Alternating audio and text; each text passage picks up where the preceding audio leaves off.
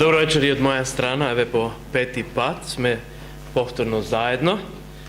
Се надевам дека имавме доволно време од вчера до денеска да размислиме, да прочитаме, да видиме оно што сме го вчера разговарале и да можеби ако некое прашање постои во врска со материјалот кој што го имавме во изминативе 4 дена, слободно стоиме на располагање после предавањето, можете да не повикате на страна, можете да поставите прашање, ние сме тука и сакаме да одговориме.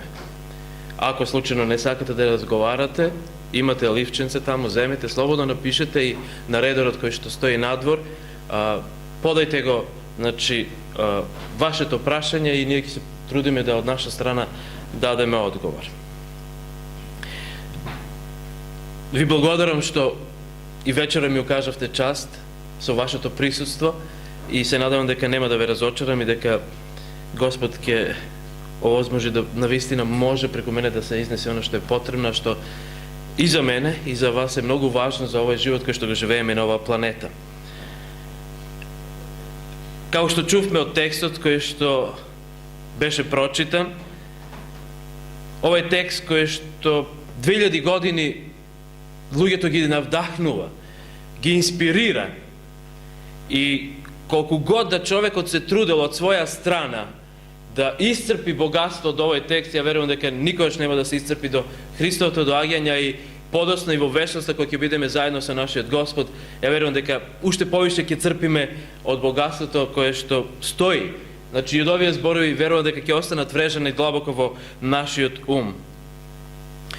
Ова изјава која што Исус Христос ја дал, јас сум патот, вистина и живот, влијаела на милиони луѓе кроз период од 2000 години и ги храбрела, ги снажила, ги поттикнувала на размислување и да се сетат на оно што Бог го направил за нив. И верувам дека денеска исто таква важност имат и за нас како што имало и за генерациите кои што биле пред нас. Ако погледнете Евангелие по Јован 14 глава, е изобилство. Ние земавме само 6 текста да вечерва размислуваме, али за да би можело да ги разбереме и овие 6 текста кои што ги чувме, потребно е да го видиме контекстот, значи местото каде што се наоѓа и што е тоа што има претходно. И поглавието кое што се наоѓа пред Евангелие по Јован 14 глава и 13 глава, и ова поглавие е многу кратко време вечерва да му посветиме време. Изобилство на мисли се наоѓаат во него, али сакам да извлечеме нешто што би можело да не доближи до она што сакам вечера да ви го кажам. Од 13-та до 17-та глава, ако читате Евангелието, ќе приметите дека Исус Христос повеќе не работи јавно. Исус повеќе не им проповеда на луѓето надвор во дали било тоа во синагога или во храмот или на улици, не. Исус сега се наоѓа стационира на едно место. Учениците се обраќаат кон Исуса Христа. И Исус Христос во 13-та глава, вие кои што го познавате, кои што сте читали, ако имате кај вас Нови Завет, можете слободно да отворите на 13-та глава, ќе приметите дека Исус Христос се наоѓа заедно со своите ученици во горната соба. И во оваа горна соба ќе приметите дека постојат набој на емоции. Очигледно дека учениците чувствуваат дека нешто посебно ќе се случи вечерва. Не мислим на вечер како вечер, него на 13-та глава кога заедно со своите ученици Исус бил присутен. Очекувале или предпоставувале дека Исус Христос како да се збогува со нив. Исус Христос како да очигледно има некоја тага во своето срце, али не само во неговото срце, него постои тага и во нивното срце. Вели штом го рече ова, вистина, вистина, ви зборувам дека еден од вас ќе ме предаде, вели Исус Христос. Може би една јака изјава, која што Исус Христос во овие моменти ја кажува пред учениците, али Исус Христос е оној кој што кажавме на почетокот, радикален Исус Христос. Исус Христос никогаш нема да го каже оно што вие го очекувате, него ќе ви го каже оно што вам ви е потребно. И Исус Христос знаел дека било потребно во овој миг да ја каже вистината на своите ученици. Може би за нив била многу болна, али Исус Христос вели, еден од вас ќе ме издаде. Драги мои, Знаете на што ме подсеќа ова? На едно искуство кое што го имам слушнато во врска со Александар Македонски. Знаете кој е? Знаете колку е познат? И знаете дека Александар Македонски со својата војска многу брзо напредувал, али во својата војска имали млади војници, веројатно добошари или не знам што, служиле можеби како водоноши таму, немам појма, али имале одредена своја служба во неговата армија. И деца ко деца, желни за игра, а не за војни, за да ги гледат тие страшни призори каде што возрастни мажи се убиваат, свирепост пред нивните очи. Одлучили во еден миг некои од нив да дезертираат, да избегаат. Се договориле, дошла вечер, тргнали да бегаат и биле фатени во бегството. Утре дента биле построени пред армијата на Александар Македонски. И лично, самиот Александар Македонски дошол до секој од нив и му поставил прашање. Име и зашто? Име и зашто? Еден, друг, трет. Дошол до едно момче и го прашал име. Александар. Вау! Не стои. И Александар Македонски му вели или промени го името, или променио го својот став или својот однос. Исус Христос очигледно може би го знаел ова, немам појма, али го патува на своите ученици и им вели еден од вас ќе ме предаде. Ако сакате да бидете мои следбеници, мои ученици, вие морате да бидете доследни на она што јас сум го учел. Да не го валкате моето име. Еден од вас, вели Исус Христос, ќе ме предаде. Исус Христос, ако читате Евангелијата, ќе приметите дека тројца од нив биле некако поблиску до Исуса Христа. Јаков, Јован и Петар. И луѓето, гледајќи го сето тоа, сметаат дека Исус Христос очигледно има некоја дискриминаторска љубов. Не е еднаква љубов за сите. Али, ако проучавате искрено, го изучавате Светото Писмо, Евангелијата, ќе приметите дека воопште не станува збор за дискриминаторска љубов. Исус Христос сите ги сака подеднакво. Исус и Јуда го сакал подеднакво. Исус воопште немал ништо против Јуда. Токму веројатно таа љубов и кон Јуда, Исус Христос ја имал кажано ова реченица да Јуда можеби во еден миг си стави прст на чело и каже: чекај, што правам јас? Како што кажав, Исус Христос сите подеднакво ги сакал. А еден од учениците кого Исус го сакаше, беше се навалил на градите Исусови. Ја не знам колку ви е познато, али мислам дека, еве, следната сцена покажува начинот на кој што било вечера Господова. Сликата која што сите вие имате во главата, предпоставувам, 95% од вас, е онаа тајна вечера која што има Леонардо да Винчи нацртано долга маса и сите ученици се подредени 6 од едната страна, 6 од другата страна. Всушност не, драги мои. Ова е, не знам колку може да се види, али во време на Исуса Христа масата каде што луѓето обедувале била поставена во буквата П, наше кирилично, или буквата У, латинично. Така да тие, ако приметите овде, тие лежеле, значи можеле да се наслонат на едната страна и да се подредат како сардинија, ајде да кажем на еден начин. И сега, многу лесно ни е да разбереме како и Марија, која што доша да му ги измие нозете на Исуса Христа, знаела дека се тоа Христови нозе.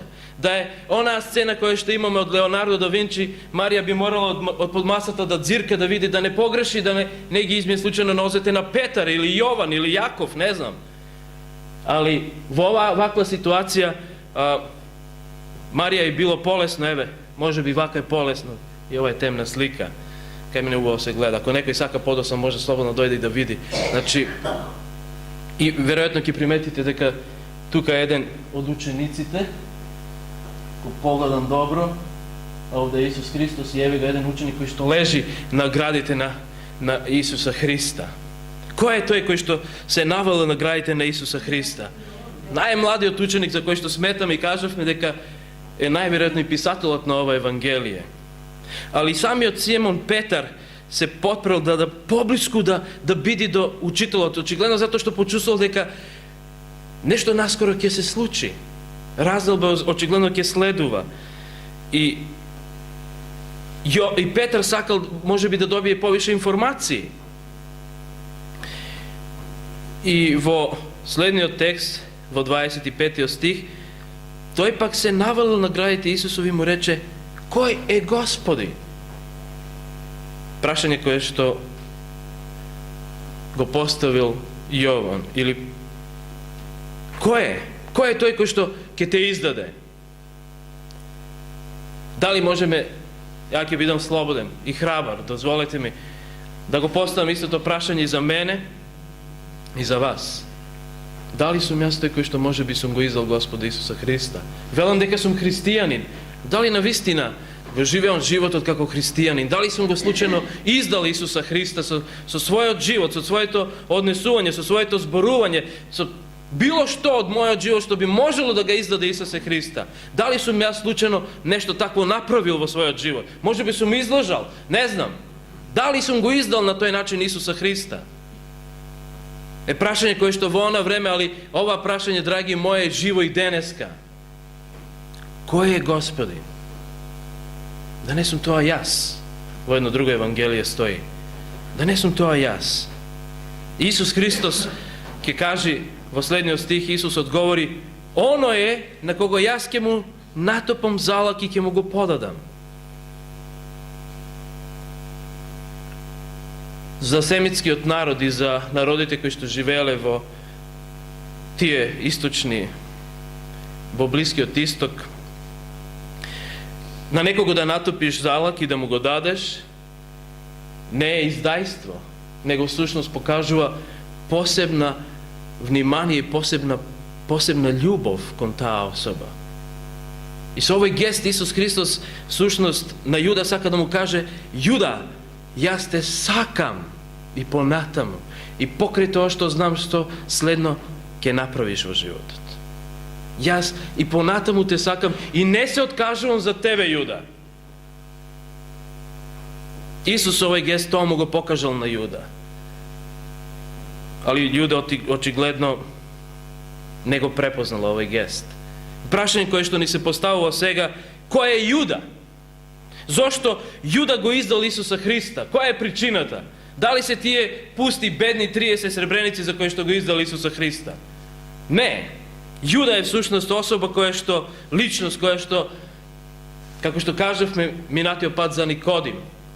Се сеќавате на една таа реченица, да Господ Исус Христос не го кажува оно што ние го очекуваме, него оно што ни е потребно.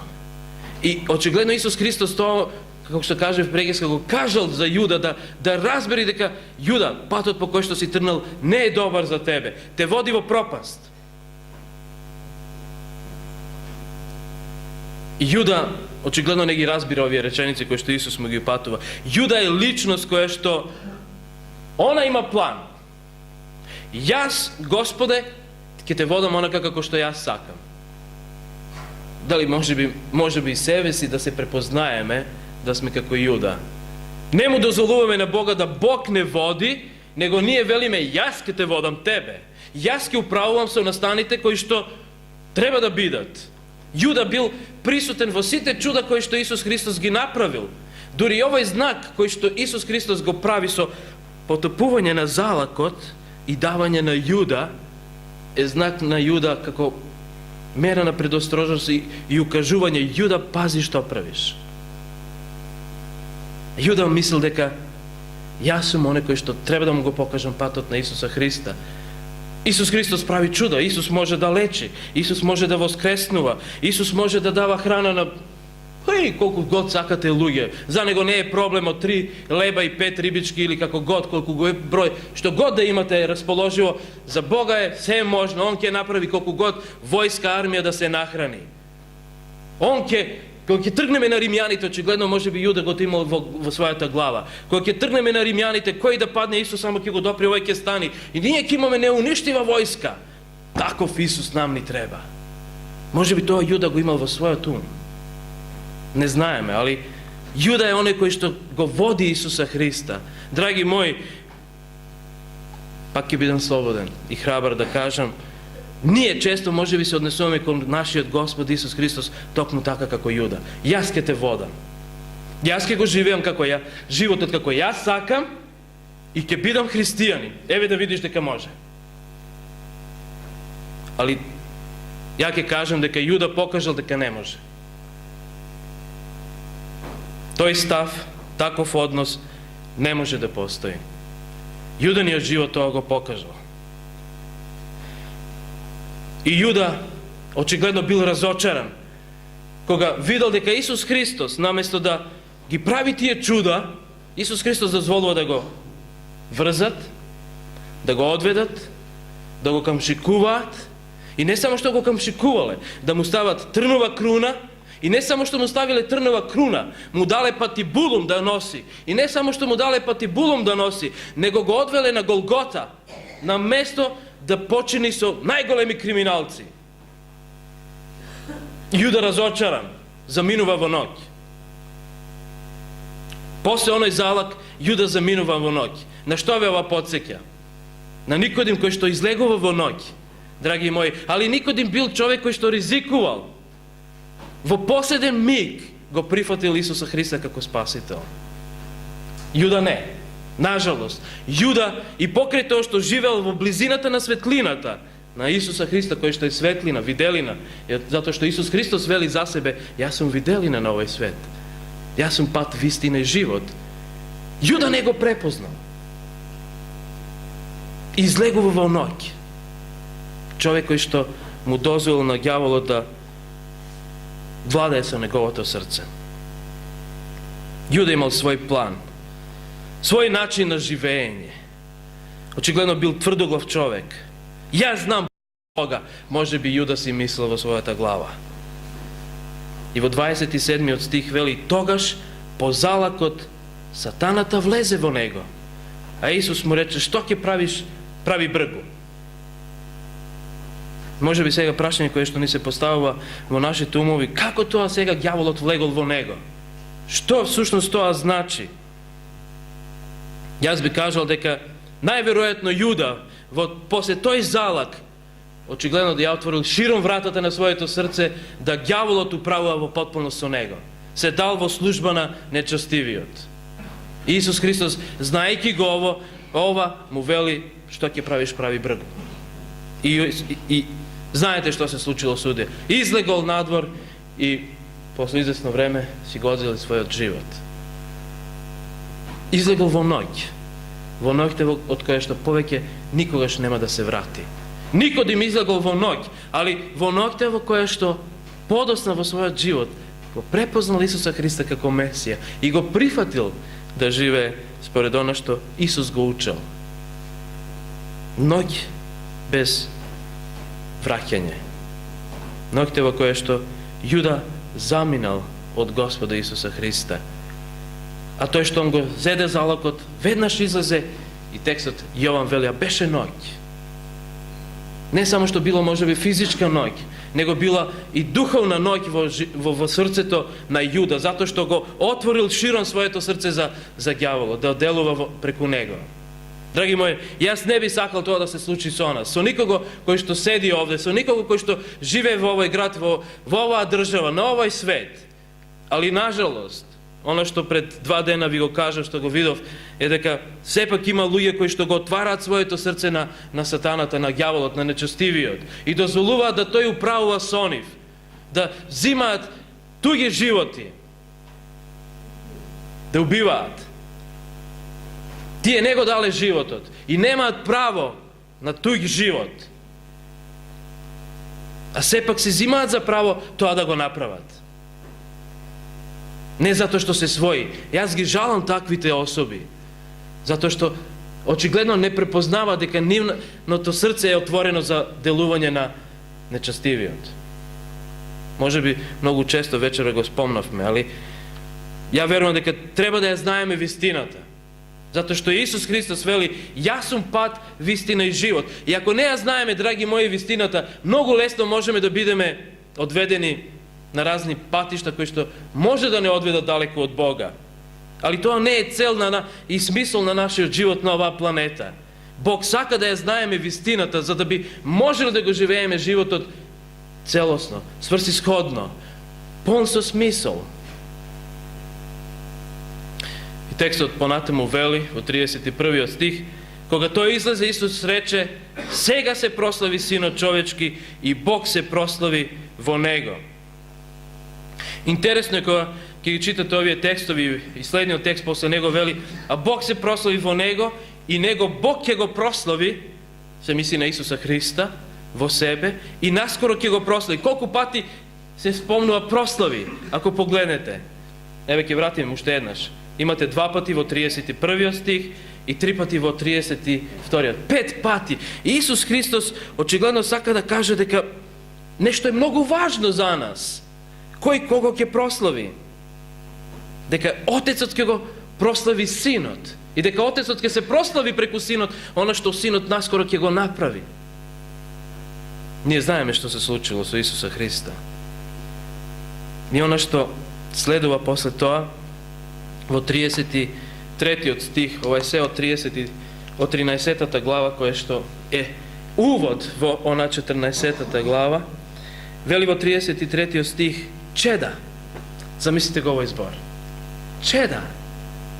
Или во некои други преводи вели дечиња. Кој бил постар, Петар или Исус?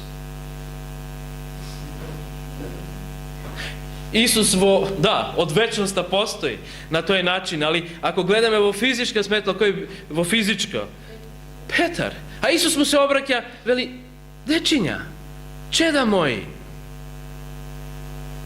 Грчкиот текст кој што кажува текнија, дечиња. Исус сака да каже дека ги сака многу. Нешто важно имам да ви порачам. Ја очигледно кроз овој збор, кроз овој израз Исус ја покажува својата љубов кон нив. И Исус им зборува за минување. Чеда, уште малку сум со вас. Се ближи крај на нашето патешествие. Уште малку сум физички со вас, сака да каже Исус Христос. Веројатно во тие моменти на учениците им се роело прашање, каде ќе оди овој човек? Кај се спрема? Ние не знаеме уште колку ќе биде со нас. Али, чеда, уште малку сум со вас, вели Исус Христос. Ќе ме барате. И како што им реков на јудејците дека каде што одам јас, вие не можете да дојдете. И вам ви велам сега. Нова заповед ви давам, да се љубите еден со друг. Драги мои, ќе ви кажам и ова, дека Исус Христос не додал нешто ново на 10 Божји заповеди, него Исус на еден начин ги сублимира, кој друг збор да го најдеме? Не знам, еве јас го знам тој, сублимира, значи сака да каже дека, молим? Соединува, со еден збор. Љубете, да се љубите еден со друг.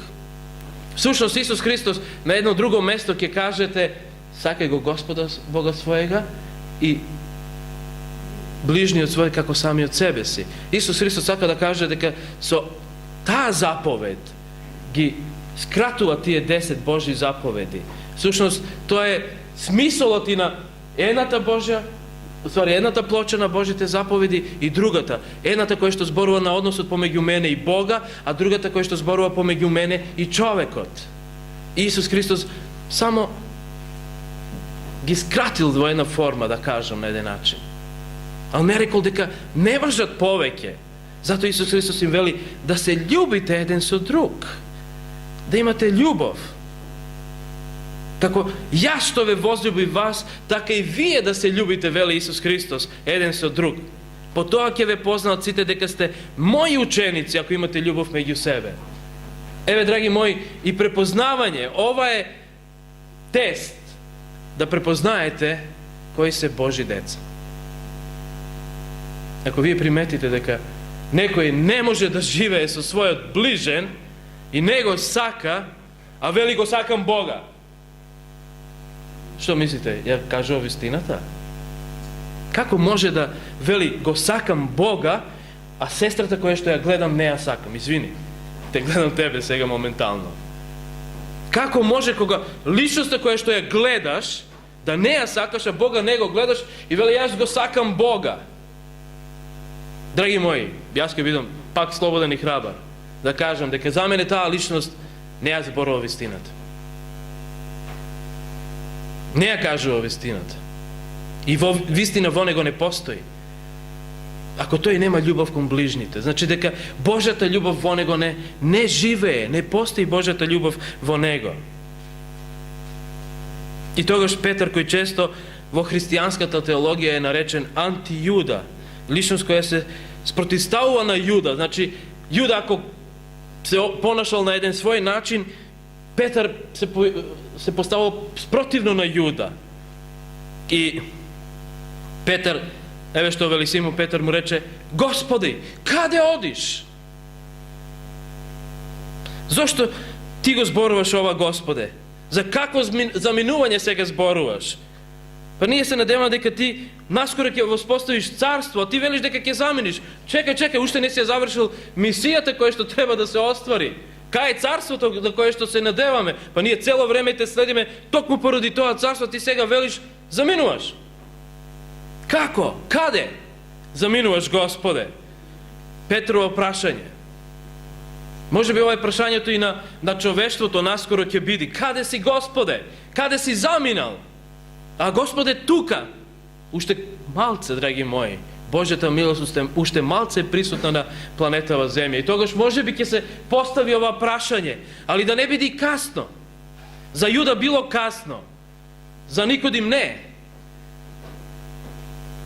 И знаете што се случило таа ноќ, кога Петар го поставил ова прашање: Господи, каде одиш? Исус што му одговара? Во 36 до 38 стих Исус му одговори: животот ли ќе го положиш за мене? Вистина ти велам, нема петел да запее додека ти 3 пати не се одречеш од мене. Петар морал да знае дека Исус многу добро го познава него. Петре, јас те познавам подобро него што ти сами од себе си мислиш дека се познаваш. Ти велиш дека ќе го дадеш својот живот. Али Петре, ти, ноќеска, пазете, не еднаш да му вели Исус вистина, него 2 пати. Петре, ова што ти го кажувам е вистина. Ти велам, нема петел да запее додека ти 3 пати не се одречеш од мене. Колку пати денес христијаните се одрекуваат од Исуса Христа. Исус му одговори: каде што јас одам, ти не можеш сега да дојдеш по мене, но подосна ќе дојдеш по мене, вели Исус Христос. Петар му рече: Господи, зошто не можам да одам по тебе сега? Животот свој ќе го положам за тебе. Петар е и тврдоглав во овој момент. И самоуверен, и то премногу самоуверен. Мисли дека добро се познава сами од себе си. Може би во овој миг и мислите стануваат бавни, тагата во срцата на апостолите се зголемува, се појавуваат мисли и на страв. И тогаш почнува таа проповед која е запишана во 14 глава, од 1 до 6 стих, ја читавме.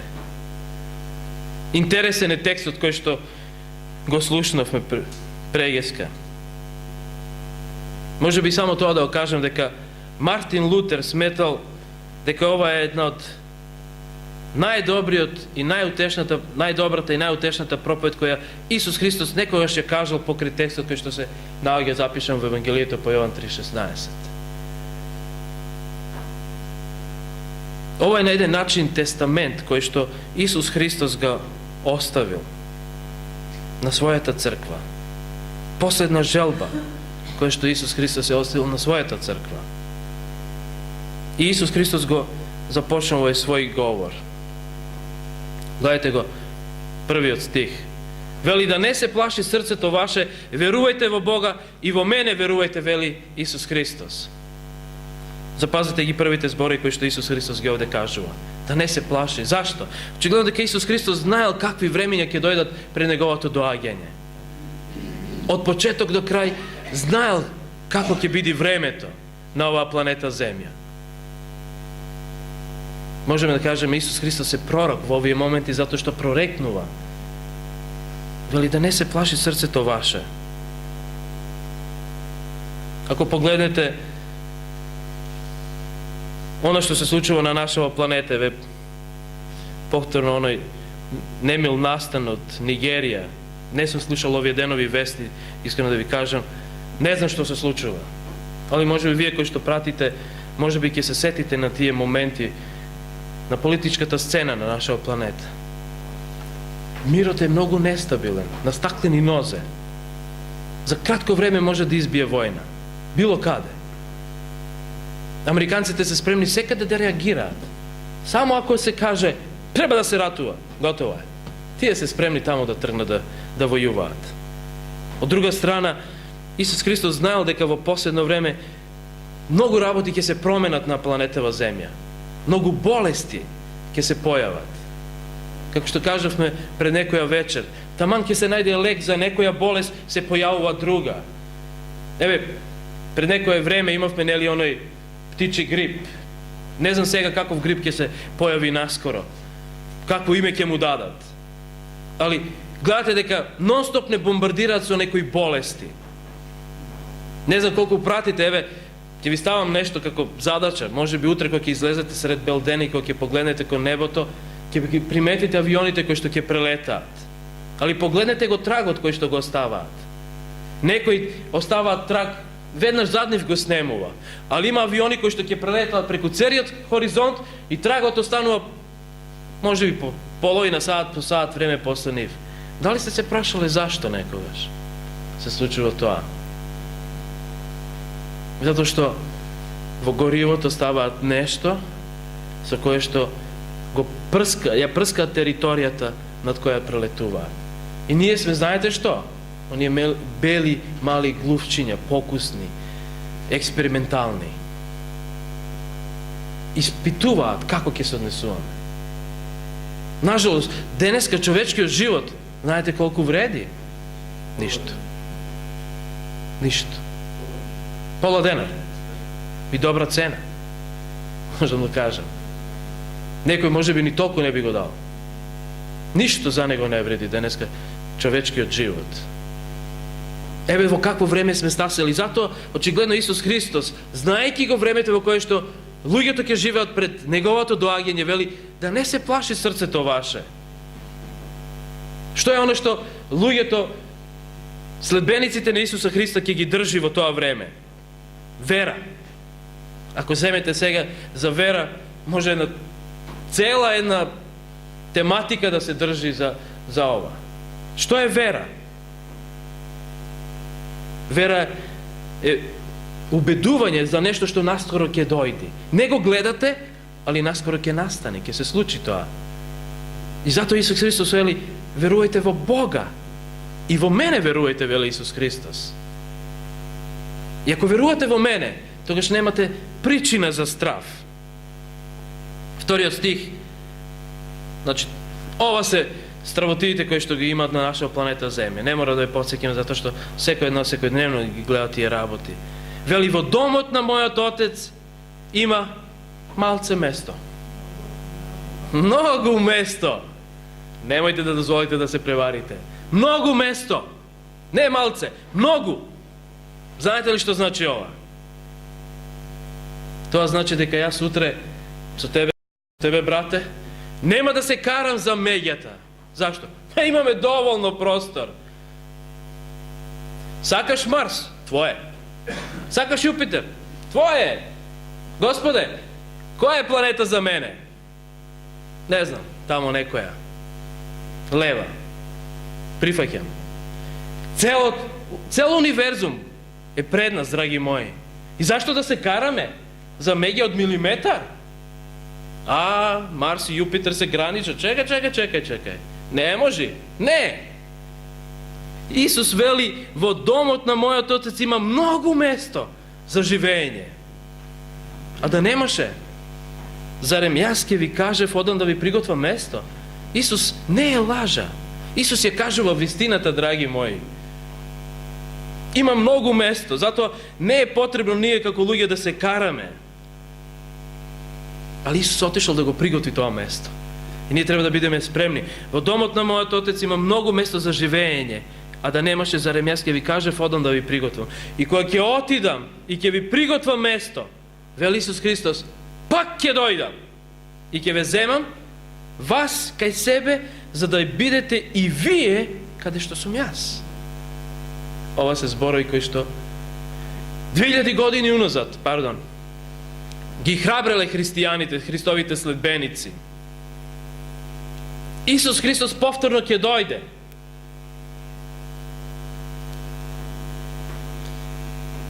Berđajev zborovao deka човечката istorija nema nikakav smisl ako ne odi ko nekoja cel. Koja je našta cel? Koji je smisl za naš život? Kada odime nije? Isus Hristos veli, pak je dojdam da ve zemam. Dragi moji, zarem ovije zborovi ne ve hrabrat? Zarem ovije zborovi ne ve potiknuva da vaše to srce bidi radosno? Znajte što me najviše rastažuva? Kojeg je vidam hристияни koji što se kiseli kako te jadele limon. A verova vo Isusa Hrista. I ovije zborovi gi znaje. Kako može jedno čedo Božje koje što gi znaje ovije zborovi da bidi takva ličnost? Dragi moji, od naše to srce, od naše život treba da blika radost, zato što Isus Hristos naskoro ke dojde. Treba da budeme radosni, a ne tažni. I togaž dođa na scena jedna ličnost. A kada odam jas, veli Isus Hristos, go znajete patot. Go znajete i ovaj. Toma mu reče, Gospodi, ne znaje me kade odiš i kako može me pato da go znaje me. Toma, kade odiš, Gospode? Nije Toma go pozname kako neverni Toma, ne li? I Toma je isto nekako sličen na Petar, postavio prašanje. Kade odiš? Kako možeme da go znajeme patot? Ali Isus Hristos veli deka nema drug pat osim moj od pat. Ko je toj pat koji što Isus Hristos go ima? Isus mu reče, ja sam patot, vistina i život. Nikoj ne dođe kao Otecet osim preku mene. Isus Hristos saka da kaže deka ne postoji posrednik pomeđu Boga i čoveka osim Isus Hristos. Nemojte da mi se lutite. Nema Sveta Petka. Nema Sveti Georgije ili ne znam koji drug tamo, Janko Markov. Ne!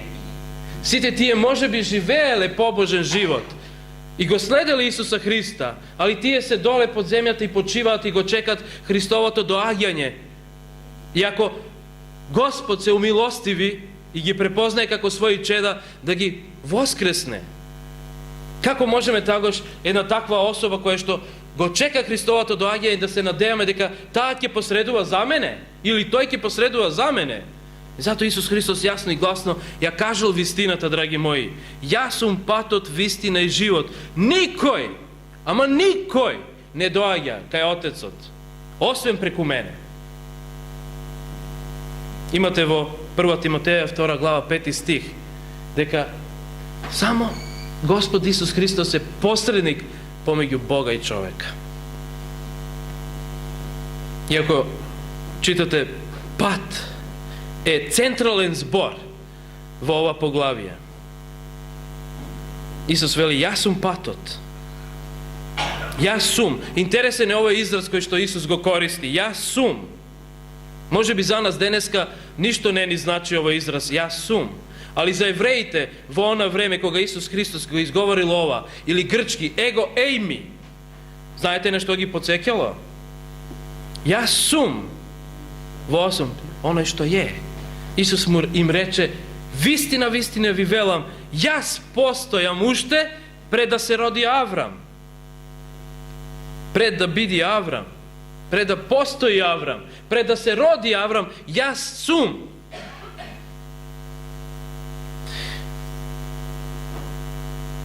Грчки Господ значи Кирие.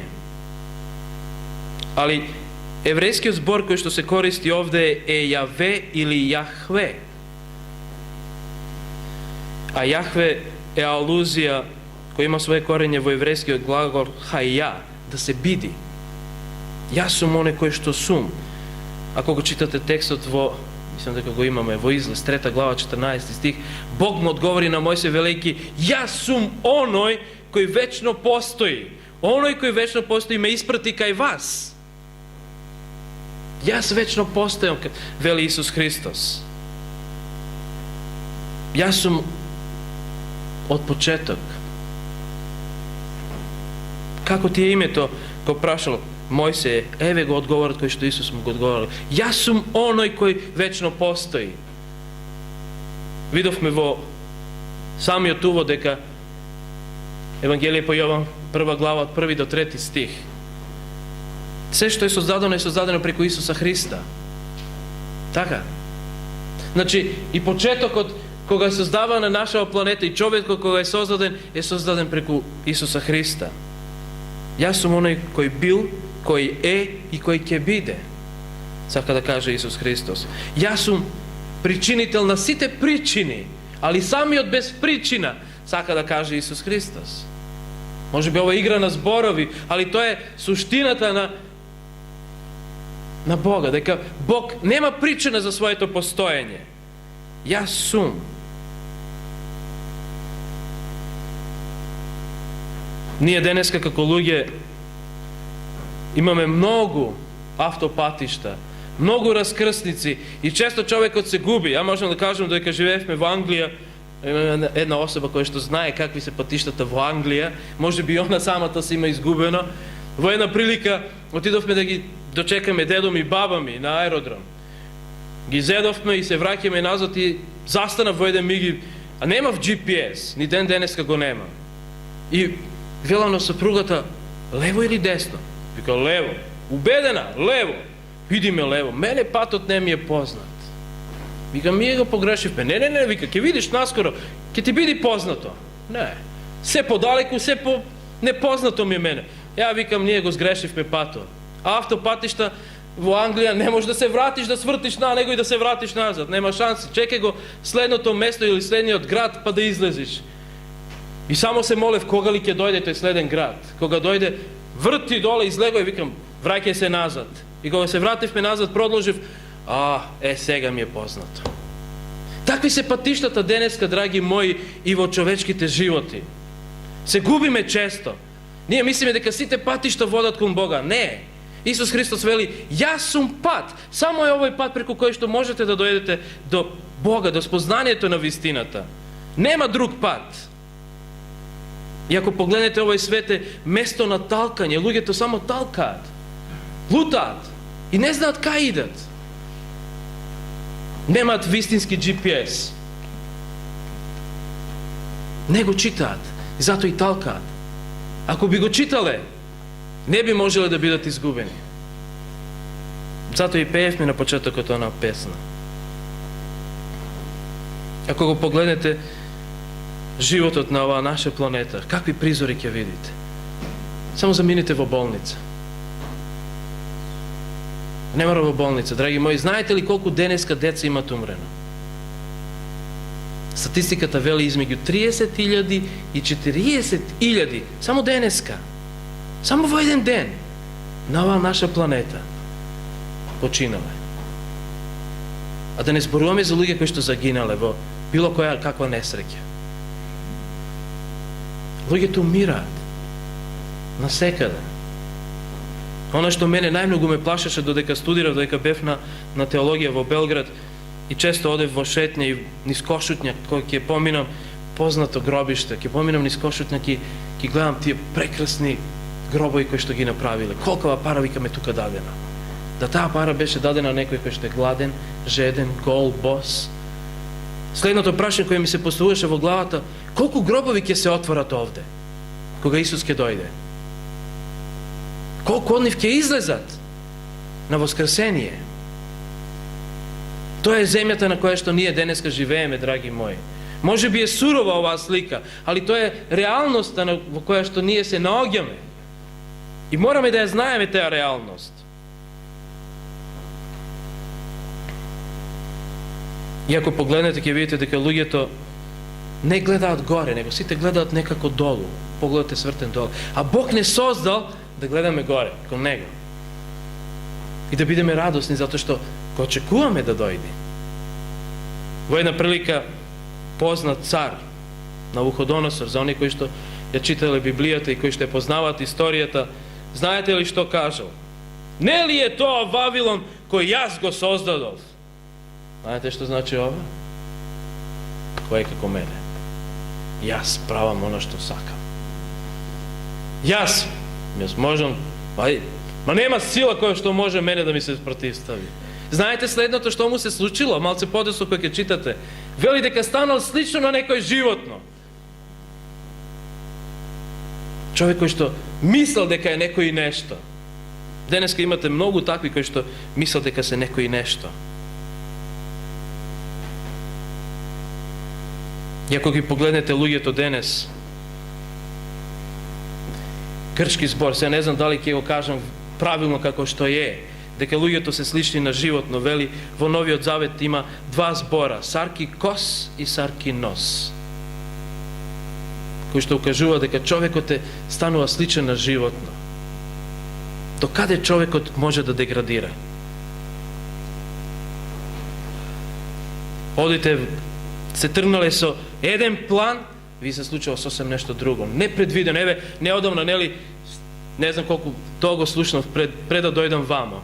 Во Скопје се случи на не знам која автобуска линија да хулигани влегле внатре и претепале неколку деца млади. Се тргнале, сте влегле внатре со тоа да се превезите до дома, а не знаете дали ќе стасате дома. Да не си била случајно тамо. Не. Драго ми е. Али е страшно. Во такво време ние денеска, драги мои, живееме. Добро и зло е на големо расширено. Нажалост, злото се шири многу побрзо него што мислиме, а доброто некако како да бавно доаѓа и правдата некако како да бавно ќе стаса. И ако погледнете мерилата, аршините се испревртени. Некогаш кога се сметало дека да се дае бракоразвод и да некој каже дека се развел, тоа било брука. Денес манџата не ми се допаѓа, жено. Утре на суд те давам. Не ми требаш. Нажалост, драги мои, извинете, може би изгледа смешно, али буквално испаѓа така денес да се случуваат работи. До каде стасавме? Ги нема оние апсолутните патишта. Каде е љубовта? Каде е трпението? Каде е нежноста? Каде е благоста? Каде е гостолюбивоста? Љубезноста? Толеранцијата? Случајно се возите во автобус и некој ве нагазни, гледаш како да му вратиш шо поскоро или со лактото, или и ти ќе го очепиш, па ако имаш тикли уште поарно. Такви сме смешно делува, не, али навистина тоа се случува денес, нажалост.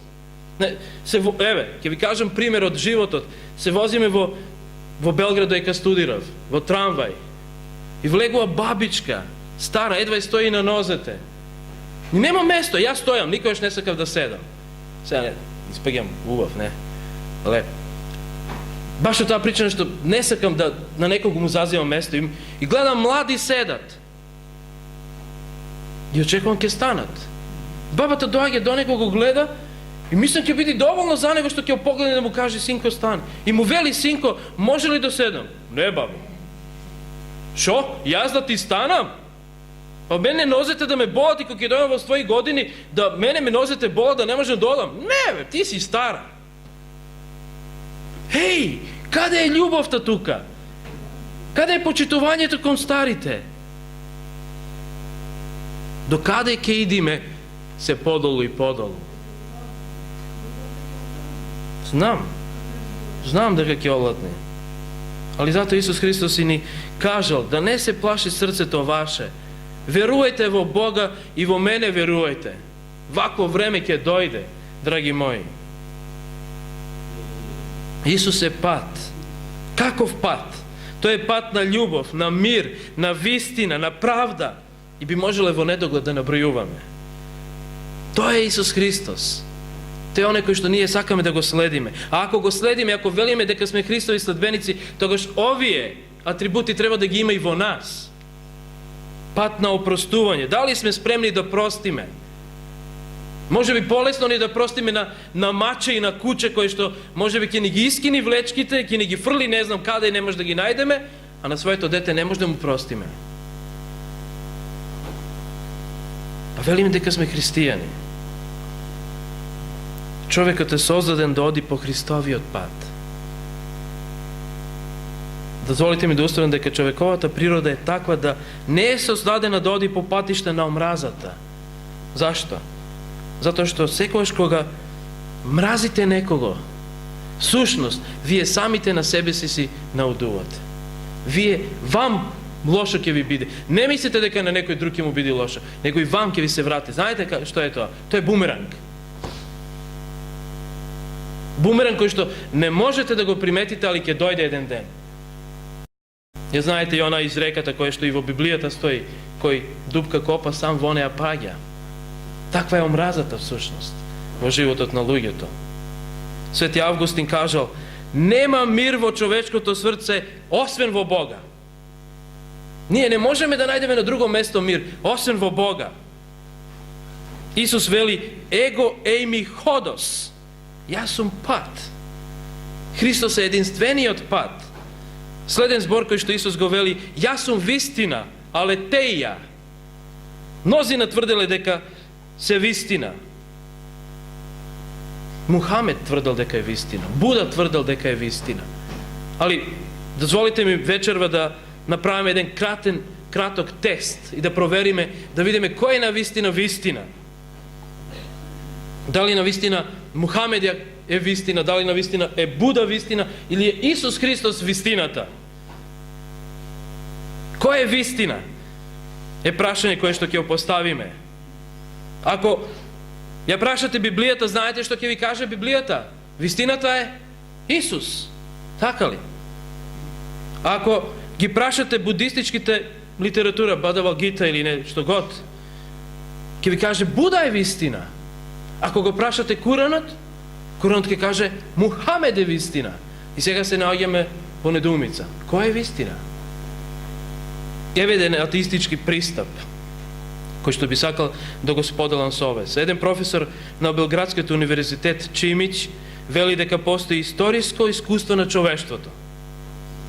Нешто како да се собирало во текот на историјата. Што потврдува тоа историско искуство на човештвото. Потврдува дека постојат некои, како во Кантов смисол, универзални вредности. Еве го текстот. Да ги видиме тие универзални вредности. Кои се тие? Пред се љубовта, правдата, вистината, мирот и конечно животот. Кога би имале доволно време да анализираме се ова, ќе ни треба подолго време, али еве само на кратко. Ако го погледнеме Буда, неговото вистинско име е Сидхарата Готама, кој во 26-та година од својот живот ја оставил својата сопруга и својот син и заминал да медитира. Копнел по мир Буда и починал како таков. Прашање кое што сега го поставам на себе и вам, дали Буда може да ни донесе мир?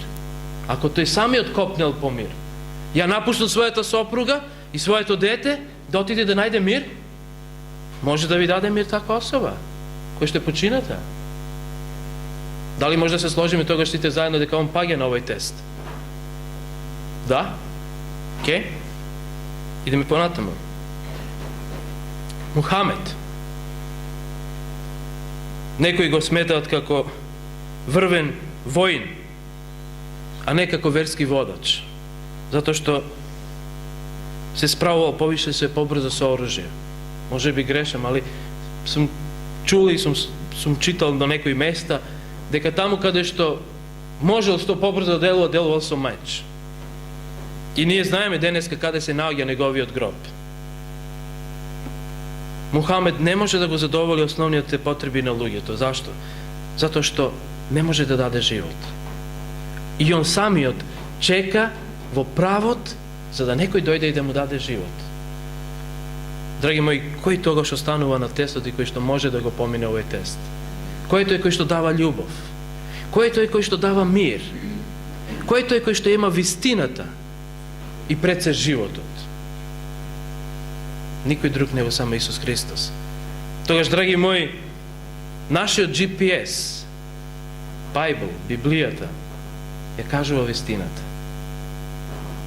Едноставен тест, кој што еве денеска ни докажа, вечерва, ни докажа дека оваа книга е нашето упатство за живот.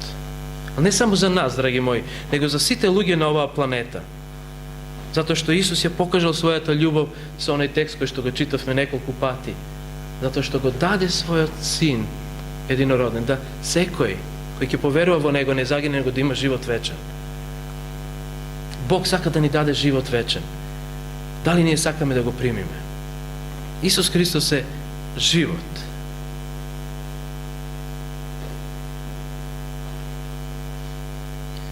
И последен збор кој што е најверојатно и најак збор, можем да кажам, е живот. Секој сака живот. Секој се бори за живот. Денеска имав предност да се запознам со личност која што наскоро ќе полни 94 години. И се чудев, кој е тој живот? 94 години. И се прашувам, велам, гледај, он има 94 години, татко ми почина на 66 години. Сега знаете што ми се рои во главата? Каде е тука правда? А? Али ако веруваш во Бога, имаш надеж. Јас имам таа надеж, затоа што знам дека и татко ми и покрај тоа што починал, и покрај тоа што лежи мирно и го чека Исуса Христа, и верувал во Него, на неговиот гроб ги пише оние зборовите од Јов: моите очи ќе го видат мојот Спасител. Се надам дека кога Исус Христос наскоро ќе дојде, дека ќе не соедини, дека повторно ќе бидеме заедно.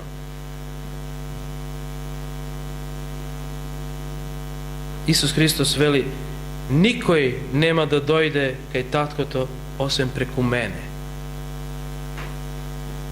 Исус Христос го воскреснал Лазар. И не само Лазар.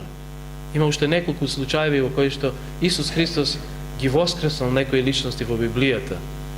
При неговото раснување на крстот, се сеќавате во Евангелие по Матеј, дека некои особи воскреснале и се покажале во градот Ерусалим. Кој го направил тоа? Бог. Оној кој што може да даде живот. Исус Христос вели дека Он ја има таа моќ да даде живот. Дали ние ќе се надеваме на своите црквени згради? Дали ќе се надеваме на својата традиција од своите предци, на обичаите? Каде ќе биде нашата надеж? Дали ќе се надеваме на Исуса Христа? Каде е нашиот темел? Дали е во Исуса Христа? Нема друг пат. Јас сум пат, вистина и живот, вели Исус Христос. Исус Христос е единствено мерило и неговото учење е единствено мерило кој што секој човек на оваа планета би требал да го поседува во својот живот. Еве што напишал еден автор. Без обврска колку сте задоволни со својот сегашен живот, работите ќе тргнат на лошо. Ова не е баш охрабрително. Да предпоставиме дека имате прекрасна куќа на некој тропско-острвски рај, со песоклива плажа и со поточе кој ви жубори и кој во каскади протекува преку тревникот. Многу птици, пеперутки и цвекиња во разни бои. Зарем тоа не би било рај на земјата? Мир, тишина, птици пеат, нема авиони да бучат, нема луѓе кои што се караат. Не. Не е рај. Иако денеска се е совршено, да кажеме, на тој остров. Утрешниот или некој друг ден може да донеси несреќа која ќе ја неспособи или ќе ја покоси, како што се случаје сега скоро со торнадото кое што дуваше преку 320 километри. Вие може да замислите која е тоа брзина, 320 километри. Ние луѓето сме подложни на смртта од ден на ден. Со своето раѓање, со секоја своја секунда од животот, ние не сме подалеку од смртта, него сме поблиску до смртта. Прашањето не е дали ќе умреме, туку кога ќе умреме. Христос сака да не подсети дека тој е пат. Јас сум патот, вистина и животот. Постои едно битие во космосот кој што со своите раце ги има клучевите и од животот и од смртта. Во времето кога потонал Титаник, еден познат свештеник проповедал во Белфаст, во Ирска. Знаете дека во истиот тој град Белфаст е и направен Титаник. И жителите на овој град се гордееле со овој брод. Кога изградбата на бродот била завршена, наголемо се зборувало како Титаник е непотопив брод. Меѓутоа, во трагедијата на потопувањето на Титаник, 16 верника на една црква од Белфаст, сите талентирани механичари го загубиле својот живот. Градоначалникот на Белфаст дал изјава дека градот никогаш не бил во толкава тага како после оваа трагедија. Кога веста за потопувањето на овој скапоцен брод била конечно потврдена, се зборува дека тагата била толку голема да возрастни лица ќе се сретнале на улицата, ќе се гушнеле, ќе заплачеле и би заминувале без зборови. И тој познат свештеник требало да проповеда во неделата после трагедијата во црквата каде се наоѓале фамилиите на овие 16-мина кои загинале во несреќата на Титаник. Црквата била исполнета до последно место. Меѓу слушателите били и вдовиците и сирачињата на загинатите. Свештеникот за таа недела својата проповед ја насловил "Непотопив брод". Меѓутоа тој не мислел на Титаник. Тој зборувал за малиот чамец на Галилејското море, кој бил непотопив. Од која причина? Затоа што во него се наоѓал царот над царевите, господар над господарите, самиот Исус Христос. Драги мои браќа и сестри христијани, ако сакате да бродот на вашиот живот биде непотопив, постои само едно решение. Повикајте го на палубата на својот живот Господар и на небото и на земјата, Исус Христос. Дајте му го кормилото да тој управува со вашиот живот, со вашиот брод. И вие сигурно ќе стасате во луката која што тој ја има подготвено за вас, а тоа е Царството Небеско. Затоа, драги мои, нека вистината и патот и животот кој што го имаме преку Исуса Христа биде и во нас. Јас би ја повикал на крај да станеме и да се помолиме.